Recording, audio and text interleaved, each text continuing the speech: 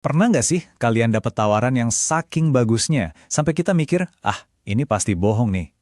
Nah, belakangan ini muncul satu klaim heboh dari layanan internet baru namanya Internet Rakyat. Janjinya itu kedengeran terlalu bagus buat jadi kenyataan. Dan jelas banyak yang langsung curiga, ini beneran atau cuma akal-akalan politik aja? Atau jangan-jangan cuma gimmick marketing? Yuk kita bedah bareng-bareng. Oke, kita langsung aja lihat angkanya, coba perhatiin perbandingan ini. Provider yang ada sekarang kan biasanya kasih kita kecepatan 50 Mbps di harga sekitar 300 ribuan. Tiba-tiba muncul internet rakyat ini, nawarin kecepatan 2 kali lipat, 100 Mbps, tapi harganya cuma sepertiganya, 100 ribu doang. Gila kan, 2 kali lebih kenceng, tapi harganya jauh lebih murah. Gimana nggak curiga coba? Dan kenapa tawaran ini jadi heboh banget? Ya karena kita semua ngerasain kondisinya. Internet di Indonesia itu salah satu yang paling mahal se-Asia. Makanya, cuma 1 dari 5 rumah yang punya koneksi internet kabel di rumah. Sisanya gimana? Yang ngandelin kuota HP yang kita tahu sendiri, boros dan mahal. Jadi, tawaran ini tuh bukan sekedar soal murah, tapi bisa jadi sebuah revolusi digital buat jutaan keluarga Indonesia. Nah, ini yang jadi pertanyaan utamanya. Apa sih sebenarnya di balik ini semua? Apa ini cuma gimmick politik yang pakai nama rakyat biar laku? Atau ini strategi bakar duit gede-gedean yang setahun lagi juga bangkrut? Atau jangan-jangan ada sebuah ide yang benar-benar jenius di balik modal bisnis mereka? Nah, ini yang mau kita bongkar sama-sama. Oke, ini dia peta investigasi kita. Pertama, kita cari tahu siapa sih yang berani kasih klaim sebagus ini. Kedua, kita bongkar senjata rahasia mereka. Ketiga, kita ungkap keuntungan curang yang mereka punya. Keempat, kita lihat contoh kasus di negara lain. Kelima, kita cari tahu apa ada tapinya. Dan yang terakhir, kita tarik kesimpulannya bareng-bareng. Yuk, kita mulai dari bagian pertama. Internet terlalu bagus. Kita perlu tahu dulu, siapa sih pemain yang cukup nekat buat bikin penawaran seheboh ini? Nah, ternyata ini bukan pemain kaleng-kaleng loh. Di belakangnya itu ada PT Solusi Sinergi Digital, perusahaan publik yang sahamnya kode Wifi. Mereka ini didukung investasi sekitar 4 triliun rupiah dan ada di bawah naungan Arsari Group punya Hashim Jojo Hadikusumo. Jadi jelas, ini bukan startup kemarin sore. Mereka punya modal dan kekuatan yang serius buat bikin geger pasar. Sekarang kita masuk ke bagian paling krusial, senjata rahasia mereka. Ini semua tentang gimana mereka ngehack masalah paling besar dan paling mahal di industri internet yang biasa disebut the last mile. Jadi, apa sih the last mile itu? Gini deh, biar gampang, bayangin internet itu kayak pipa air pump. Ada pipa super besar yang bawa air antar kota. Itu jalan raya data. Relatif murah karena biayanya dibagi ke jutaan orang.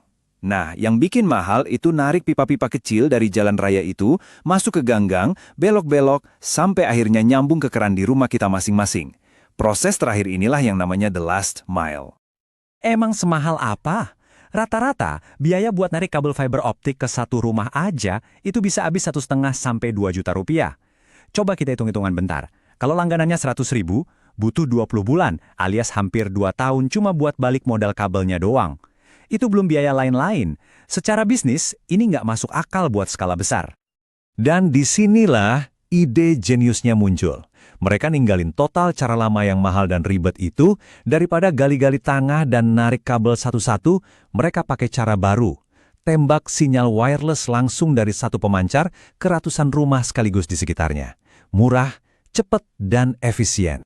Teknologi ini namanya Fixed Wireless Access atau FWA. Gampangnya gini, bayangin ada satu tiang pemancar dipasang di tengah-tengah komplek perumahan. Nah, pemancar itu nembakin sinyal internet. Terus modem yang ada di rumah-rumah warga tinggal nangkap sinyal itu. Udah, sesimpel itu. Nggak ada lagi drama gali kabel. Nah, ini dia jagoan utamanya. Senjata paling rahasianya adalah frekuensi 1,4 GHz yang mereka menangkan di lelang pemerintah.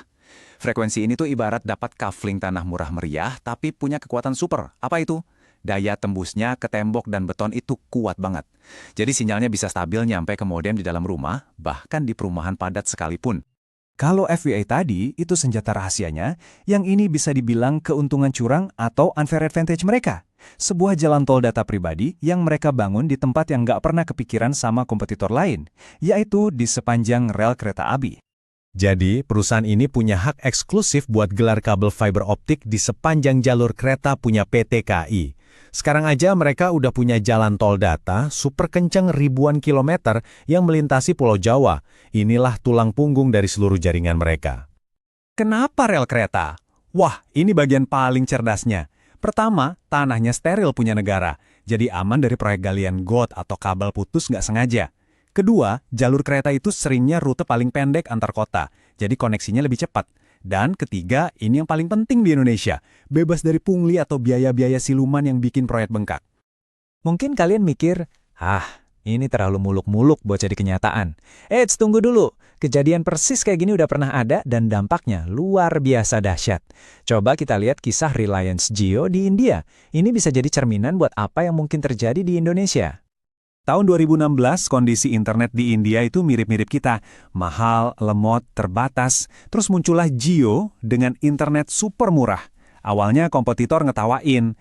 Cuma dalam 4 tahun, banyak pemain lama yang bangkrut atau gabung, dan Jio, boom, jadi pemimpin pasar dengan 400 juta pengguna. Mereka benar-benar mengubah total peta internet di India. Oke. Sejauh ini semuanya kedengaran sempurna banget ya. Tapi kan nggak ada yang sempurna di dunia ini. Pasti ada udang di balik batunya. Nah, sekarang kita harus jujur, apa sih keterbatasan teknologi ini dan siapa sebenarnya target pasar mereka?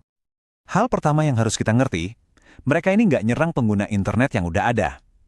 Target mereka itu Blue Ocean, lautan biru yang luas banget, yaitu 80% keluarga di Indonesia yang sama sekali belum punya internet kabel. Ini pasar raksasa yang selama ini nggak terjamah, karena mahalnya biaya pasang.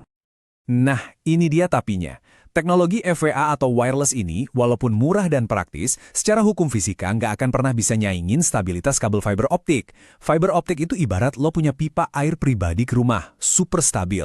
Nah, wireless ini lebih kayak jalan tol umum. Kecepatannya bisa agak turun pas lagi jam sibuk atau cuaca lagi jelek. Jadi ya, mungkin ada buffering sesekali kalau tetangga satu komplek lagi streaming barengan.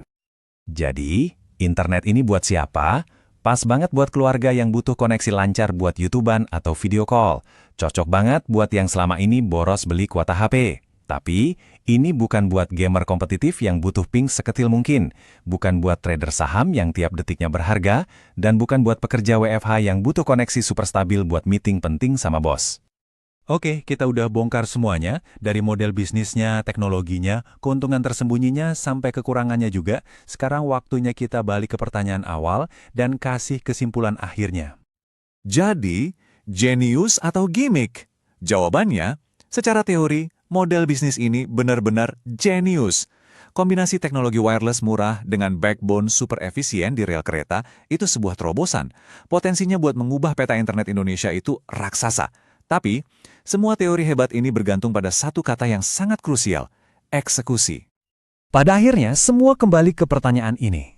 Kalau mereka beneran berhasil mengeksekusi rencana jenius ini di lapangan, kalau layanannya nanti beneran bisa diandalkan oleh jutaan keluarga baru, mungkinkah ini benar-benar jadi awal dari akhir era internet mahal di Indonesia? Cuma waktu yang bisa menjawabnya.